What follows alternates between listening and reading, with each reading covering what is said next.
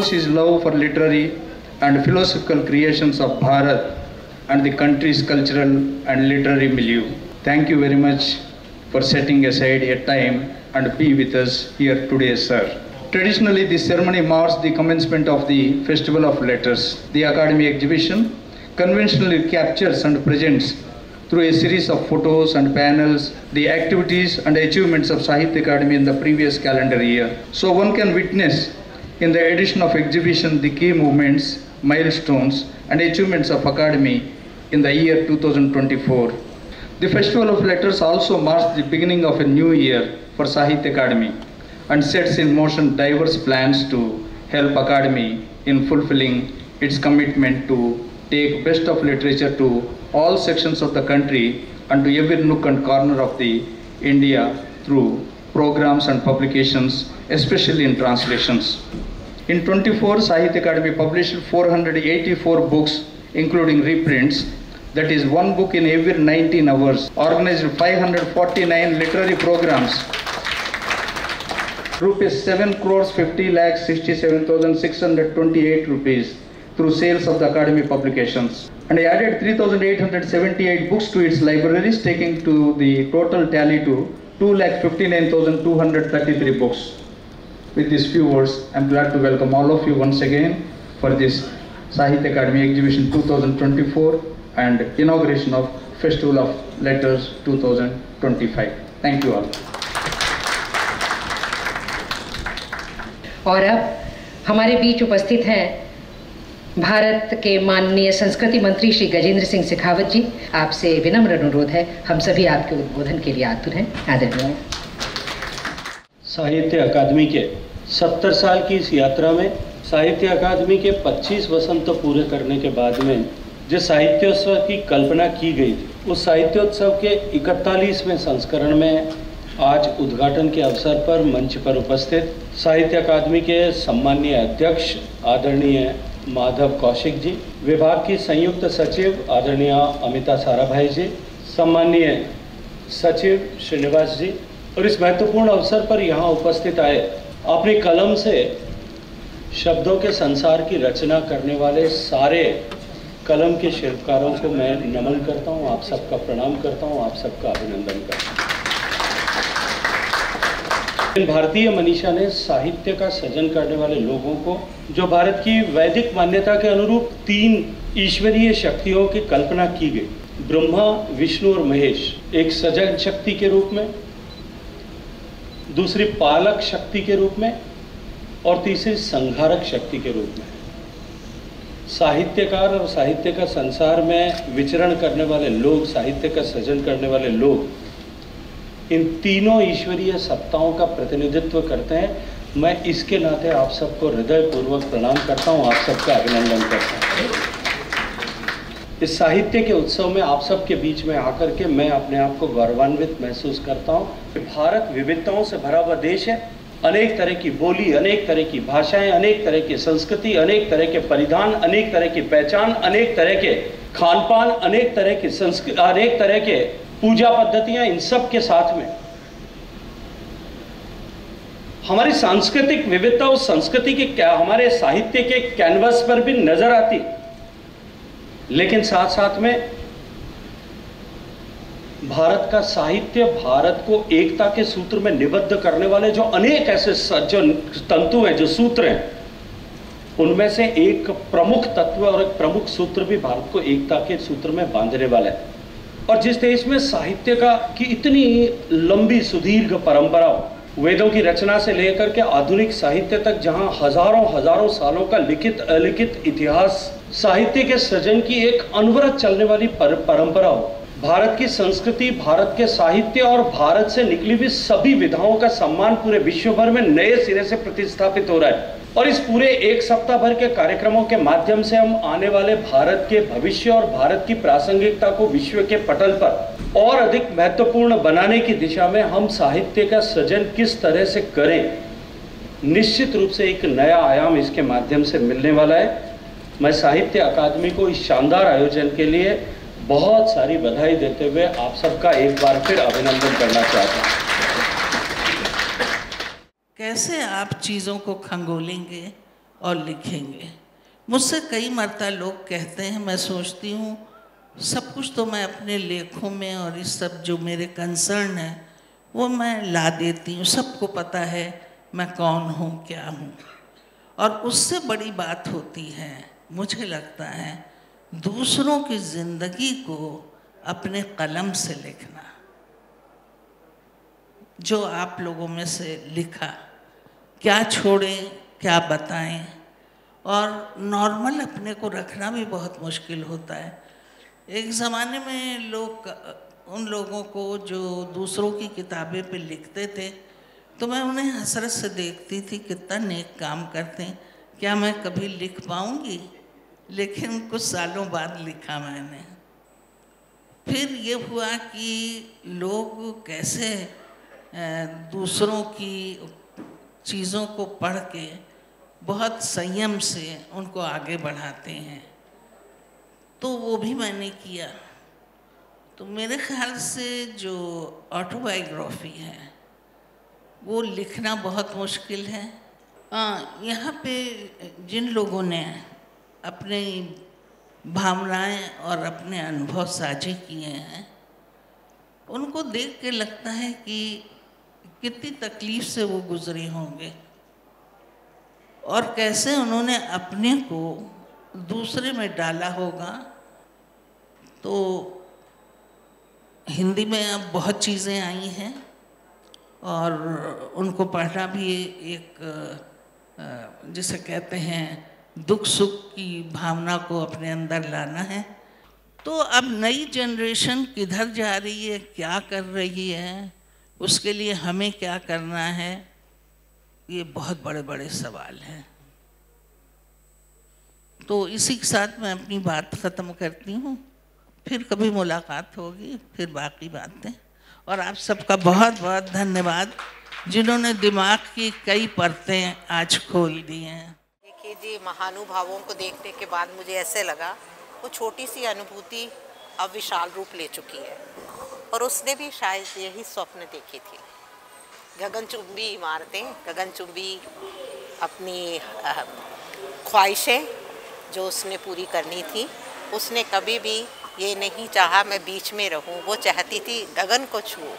जब गगन को छूने की बात आती है तो पहुंच जाता है, और मुझे लगता है मैं एक मुकाम पर हूँ आज और बहुत संतुष्ट हूँ। लेकिन अभी मुझे बहुत कुछ लिखना है, अपने पाठकों को देना है, इस भारत को देना है, इस विश्व को देना है, अपने साहित्य से, अपनी संस्कृति से जो मुझे मिली है विरासत में। बाल साहित्यकारों के लिए एक खुशखबरी ये जरूर है कि अब बाल साहित्य पर भारत में ही सभी भाषाओं में खूब शोध हो रहे हैं और इस तरफ ध्यान दिया जा रहा है। विभिन्न विश्वविद्यालयों में शोध हो रहे हैं, दुनिया भर में शोध हो रहे हैं। बहुत अच्छी पुस्तकें, बहुत नए नए विषयों की पुस्तकें लिखी जा रही हैं। बहुत सारी चीज़ें बच्चों के लिए लिखी जा रही हैं, नए विषय तलाशे जा रहे हैं। हाँ, वो पाठकों तक पहुँचे कैसे, इसकी जिम्मेदारी पब्लिशर्स की है। एक बात जो आप सभी ने महसूस की होगी, यहाँ बच्चे बैठे हुए हैं, वे भी जानते होंगे कि हम हिंदी किताबों या मातृभाषाओं की पुस्तकों के मुकाबले अंग्रेजी पुस्तकों पर अधिक ध्यान देते हैं।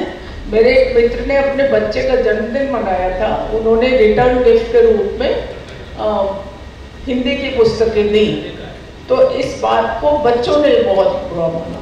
तो हमारे देश में एक तरफ कहते तो ये है कि मातृभाषाएं खत्म होती जा रही हैं, लेकिन अपनी मातृभाषाओं के प्रति हमारा रवैया क्या है, तो इस पे भी सोचने की जरूरत है कि मातृभाषा, ठीक है अंग्रेजी जानना जरूरी है, हम किसी भाषा के खिलाफ नहीं है, लेकिन हमारी मातृभाषाएं बढ़ेंगी। रिसर्चें कहती हैं, अभिमन्यु की कथा भी आपको पता होगी कि गर्भ में बच्चा होता है तो उसके माता पिता जिस भाषा में बात करते हैं वो जीवन भर उससे सीखता रहता है और गर्भ में भी सीखता है। तो मातृभाषाएं बढ़ें, बाल साहित्यकार मातृभाषाओं को बढ़ाते हैं, तो उसकी चिंता भी करनी चाहिए। तो उस पर ध्यान देना चाहिए कि बच्चों, सरकारें बच्चों के साहित्यकार, बच्चों के साहित्य, बच्चों के संबंधित पुस्तकों को किस तरह प्रमोट करें और इस तरफ प्राइवेट पब्लिशर्स का भी ध्यान जाना चाहिए। साहित्य अकादमी का यह आयोजन भी बताता है कि बच्चों की साहित्य की तरफ, साहित्यकारों की तरफ, बच्चों की तरफ ध्यान दिया जा रहा है। धन्यवाद। अस्तु मां सद्गमय, सो मां ज्योतिर्गमय, मृत्योर्मा अमृतम गमय। तो जब भारत शब्द मेरे मन में आता है, भारत शब्द को जब हम सामने देखते हैं तो क्या भाव मेरे मन में उठते हैं, इस बात को सोचते हुए मैं कुछ बात आपके सामने रखना चाहता हूँ। तो भारत के रूप में हमारे मन में जो बात सबसे पहले उठती है वो है भाव। भारत क्या है? भारत मुझे लगता है एक भावनात्मक इकाई है जो भाव से उत्पन्न होती है। इसलिए हमारे यहाँ राष्ट्र की अवधारणा हुई। राष्ट्र की अवधारणा हुई तो राष्ट्र का अनुवाद नेशन नहीं हुआ, राष्ट्र का अनुवाद कंट्री नहीं हुआ। जैसे हिंदी के बहुत सारे शब्द ऐसे हैं जिनका अंग्रेजी में कोई अनुवाद नहीं होता, उदाहरण के लिए धर्म है, उदाहरण के लिए संस्कार है, वैसे ही मुझे लगता है ये जो राष्ट्र की अवधारणा है उसका भी कहीं कोई अनुवाद नहीं होता। क्योंकि राष्ट्र जो है वो एक जीवंत, अपने आप में एक जीवंत एंटिटी है, एक जीवंत वस्तु है, एक जीवंत पूरी की पूरी व्यवस्था है। और उस व्यवस्था को देखने के लिए हम सबको भी राष्ट्र के रूप में उसके साथ उसी तरह से भावात्मक रूप से संलग्न होना पड़ता है। इसलिए अगर आप भारत की अस्मिता की बात करें, आइडिया की बात करें, भारत के बोध की बात करें, भारत की अवधारणा की बात करें, तो मुझे लगता है कि भाव से ही भारत उत्पन्न होता है। इसलिए उसकी भौगोलिक व्याख्या नहीं की जा सकती, इसलिए उसे सीमाओं में नहीं बांधा जा सकता। क्योंकि अगर आप देखेंगे तो सुदूर इंडोनेशिया में भी कहीं ना कोई बैठा होगा जो भारत के इस भाव को पकड़ता होगा, कोई अफगानिस्तान में भी बैठा होगा जो भारत के इस भाव को पकड़ता होगा, कोई ईरान में भी बैठा होगा जो भारत के इस भाव को पकड़ता होगा, क्योंकि वो भारत की सांस्कृतिक व्याप्ति है, वो भारत की भावनात्मक व्याप्ति है। इसलिए मैं कहता हूं कि भारत को अगर एक शब्द में अभिव्यक्त करना है तो वो शब्द है आस्था। आस्था यानी 140 करोड़ से ज्यादा लोगों की आस्था, वो उस भाव में आस्था है। वो किसी धर्म, किसी मत, किसी जाति, किसी संप्रदाय, किसी भौगोलिक परिदृश्य, किसी भाषा के जंजाल में नहीं उपजी है। वो सिर्फ और सिर्फ स्वतंत्र रूप से इस भावनात्मक इकाई के साथ अपने आप को जोड़ती है। उस आस्था की बात कर रहा हूं। मुझे जो कहना था, एक वक्ता के तौर पर, एक अध्यक्ष के तौर पर मैंने आपसे अपनी बात कही है। बहुत बहुत धन्यवाद। This is a poem called Line. It was written in 2010. A drawing draws itself in conti or ink, with no beginning or end. A line has no history. Line never ends. It begins and flows like blood, a river that meets the sea. Drawing is sheer poetry, and a poem is a night void without darkness. A line stretches, it divides space, not time. Space can't hold time. A line begins and gets drawn for no reason. Curtaining my windows, I behave a bourgeois. With temptation not affording it, I turn a proletarian and open up the openings to the sky. It is very much the same when I attempt to sign a check to a taxi driver. Instead, I walk the distance. Now, I realize and take a stock of myself and accept, can't be in the midstream to learn to swim. Tagging down to brass and getting down threadbare, I no longer weave patterns in my mind. Thank you. first time that ever I have been speaking in this building where I got baptized in theatre, because my National School of Dramas was on the 3rd floor. And Jatin Das used to come and teach us poster making and appreciation of art. While he was talking, I was just thinking, where do I sort of arrange my stuff? You know, there's a theatre outside, right outside here, called Meghdoot Theatre. It's a beautiful theatre. It was designed by my guru Al-Qazi, who had no money in 68, 69, I think. After 2:30, we finished our classes. We had to do manual labor and build this theatre with all of us pricking bricks up.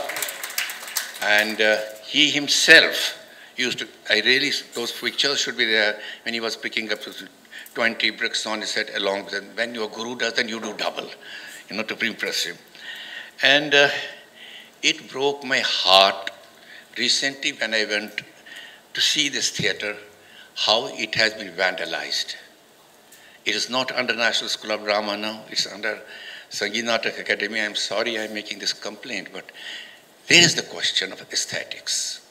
There is the question of when you want to change something, new things, how do you do it?